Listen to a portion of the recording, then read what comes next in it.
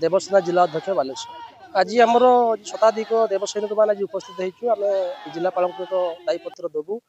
जिलापाल को दायीपत्र ये देवु कि आमर जो सनातनी हिंदू राष्ट्र भारत को यथाशीघ्र घोषणा कर जाऊ। तेणु जिलापाल जो दरखास्त आम देवु माध्यम आम राज्यपाल और मुख्यमंत्री दरखास्त करूँ जे खूब शीघ्र भारत को सनातनी हिंदू राष्ट्र कर तपोभूमि था, सनातन भूमि था, आर्यभूमि था।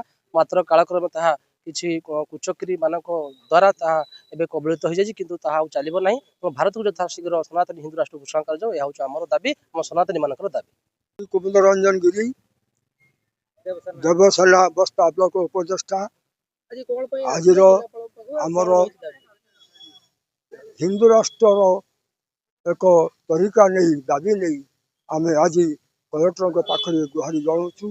ये दायीपत्र आम कलेक्टर माध्यम प्रधानमंत्री और मुख्यमंत्री पाक पत्र स्थिर कर संगे संगे आज संगठन नीलगिरी, भोगराई, बस्ता, बालियापाल, रेमुणा इत्यादि इत्यादि समस्त ब्लॉक संगठन संगठक मैंने सहयोग कर दाबी आमर मुख्य दाबी। ये गोटे दाबी नहीं आम हिंदू राष्ट्र गठन दाबी नहीं आम आमर आज पदयात्रा यही पदयात्रा सफल करने आम आपन सहयोग करूँ।